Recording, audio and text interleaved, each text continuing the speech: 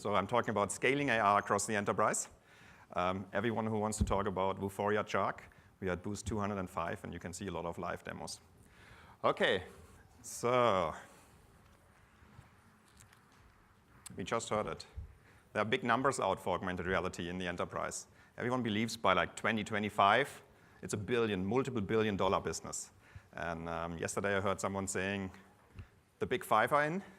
So there's something around augmented reality. But what actually is it for the enterprise? Or why do we look at it? And those two graphs pretty much explains it nicely. So the one on the left side says, hey, we try to hire a lot of people, but we don't have enough people who actually are skilled to do the job.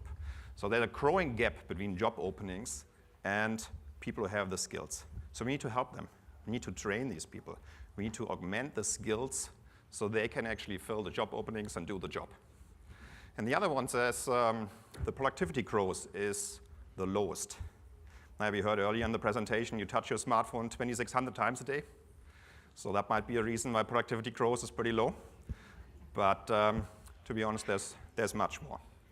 OK, so I'm not the only one who believes actually that augmented reality can make the difference, can gain this productivity back, and actually help people transfer knowledge to the people who don't have it right now to get the job done in time. And what we are all wondering is, how do we scale this? How do we get to the point? And everyone who read a famous book about crossing the chasm knows you introduce a new technology, there's always a chasm. So, and it doesn't matter if it's in your company when you introduce something new or you want to get it to the market and have a mainstream product, there's always a chasm. And every product or every project works pretty much in the same way. You start in an R&D environment, you have people in an innovation lab start working on technology, they explore it, they build proof of concept, they build prototypes. But to really cross the chasm, you need to get it in production. And to get it in production, there's a lot to do. And at the beginning, when you start investing in a technology and experience it and try to figure out how it works, there's a lot of effort to build one of those applications or experiences. The level of effort per application is extremely high. And that only works if you are in the proof of concept or prototype phase. You sometimes spend months or years to actually figure out how the technology works before you actually figure out what is the use case or where is actually the value. But to really, really cross the chasm, you need to have a scalable application and you need to get the level of effort down per experiences. What we have seen is with the Studio solution, we can actually do this. We can scale this and help you cross the chasm. We also saw in 2016, for example, every presentation in 2016 we have given started with like, what is augmented reality? There was always a slide about educating the people on AR. Unfortunately, say Pokemon Go came out and Apple invested in it. And in 2017, the presentations were much more about what is the ROI? Why do we do this? What is it actually doing for me in the enterprise? So we saw people investigating in 2017 in AR. And in 2018, we really see investments. People start having a strategy on what is AR, what is it doing for me in the enterprise? So let me introduce Studio to you. ThingWorx Studio is, we would say, the most scalable solution for the enterprise. What you can do is you have an authoring application, you have a drag and drop environment where you can reuse all your 3D assets, your 3D CAD models coming from any kind of source, and enrich it with IoT information from your IoT platform or any other enterprise system. And then just drop it in a browser, build your experience, publish it, and use a universal viewer to actually view the experience on iOS, Android, Windows 10, HoloLens, View 6, you name it.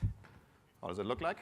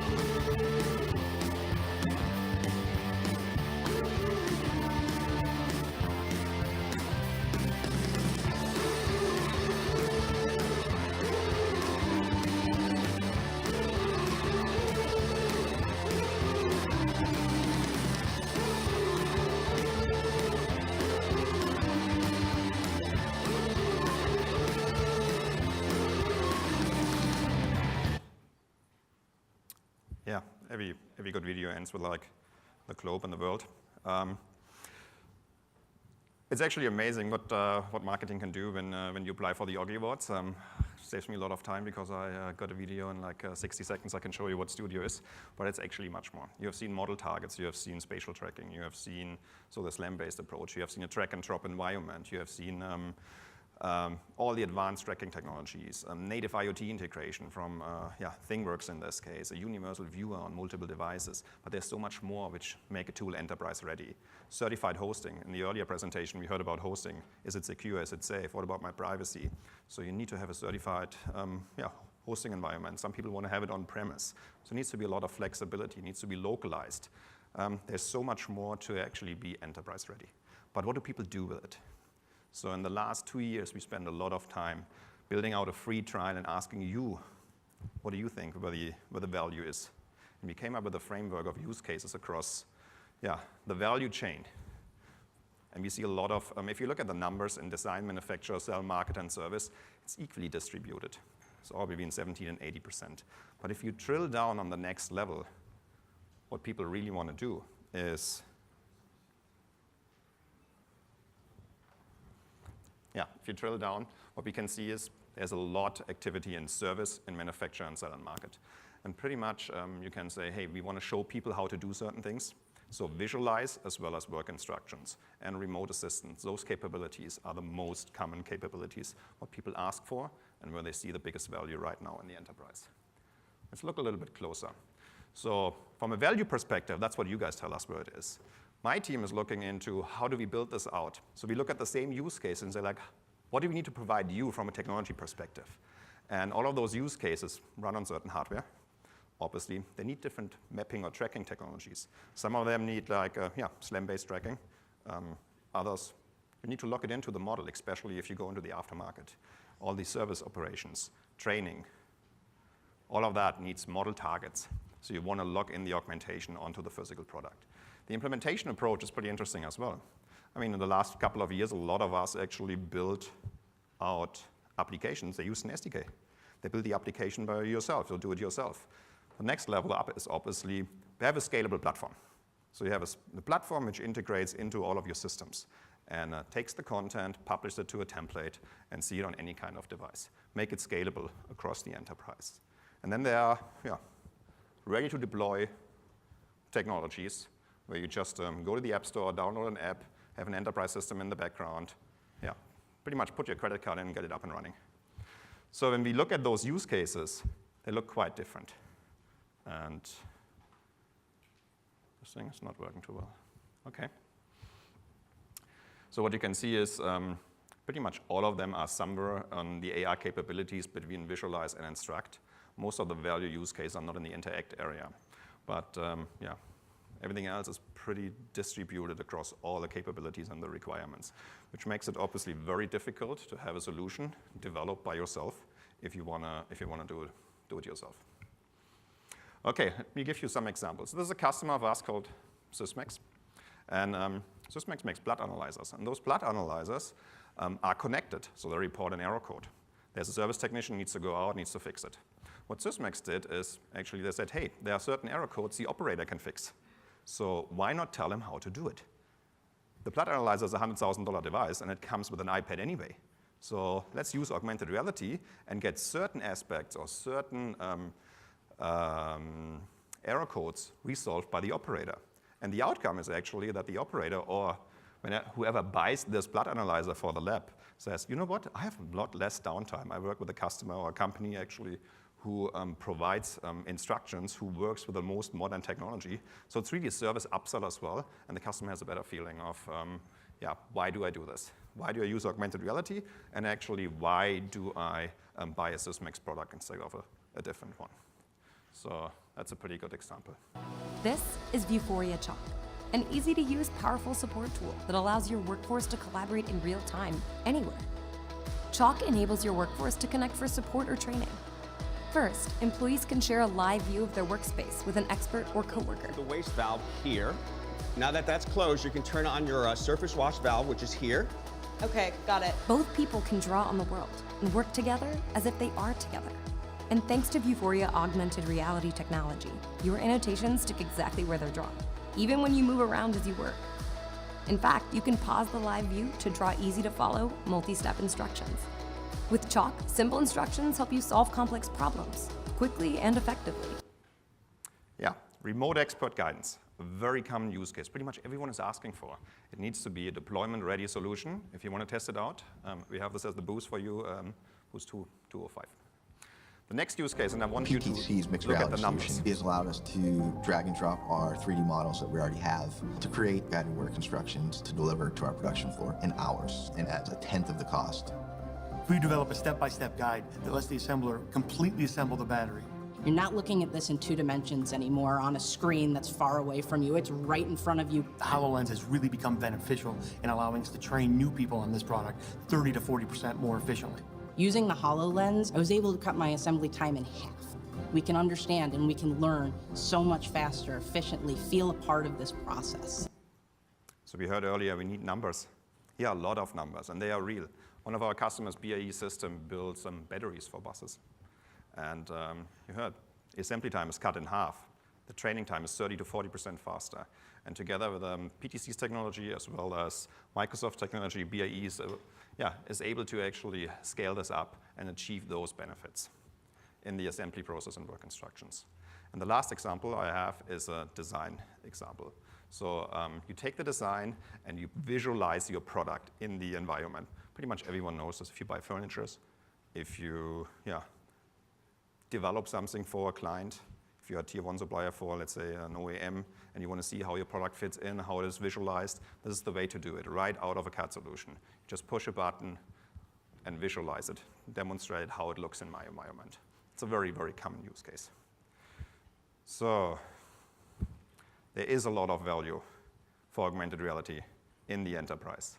So we see not only the BAE example, but others as well, Grindmaster, Fujitsu, Oracle. They all found certain aspects in their value chain, how augmented reality actually brings them to the next level.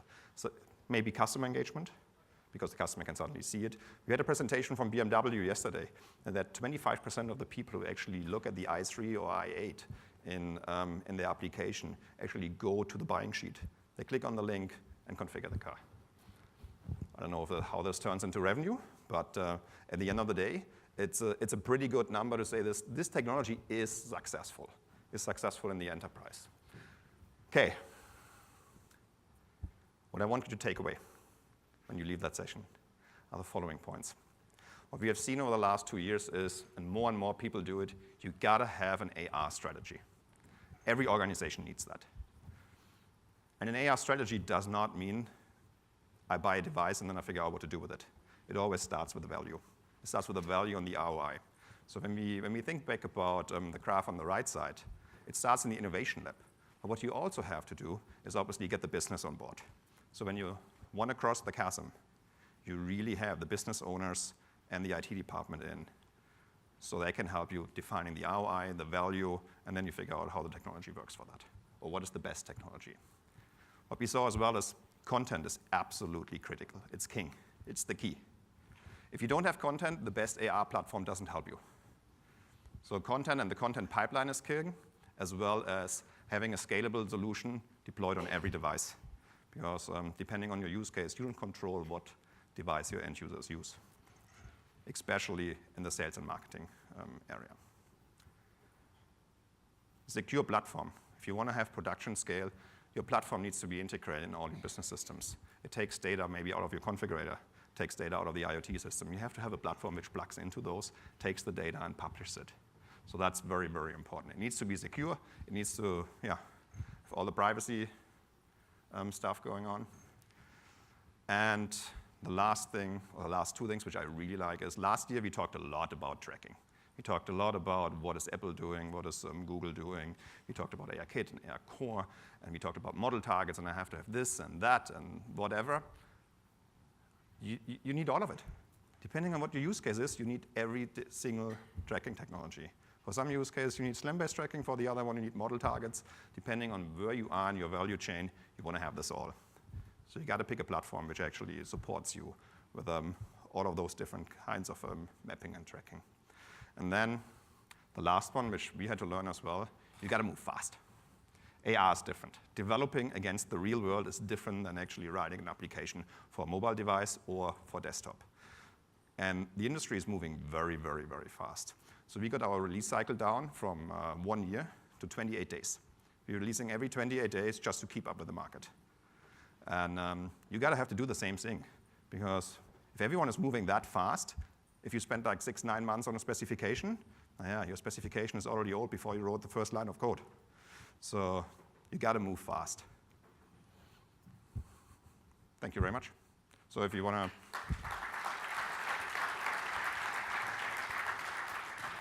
Obviously, if you want to know more, you can visit us at the booth. We are there all day and tomorrow, and join the free trial. Okay. Thank you, Marc. That's excellent. You raised some fantastic points, some lessons learned. Can you answer one question before you time out? Yeah, I think the first question was for the previous speaker, so I'm skipping that. Yes. Why did you make Studio a separate solution, not inside or as a part of Vuforia? That is a really, really good question. So what we did is we used the Vuforia engine, or the SDK as you know it, and we built an application on top called Studio. So it is not, it's not completely separated. It's part of the technology stack. So you have the engine enabling the computer vision technology, and we built Studio on top, which integrates and perfectly focuses on the industrial enterprise. So it's a purposely built authoring and publishing environment using the engine as part of it.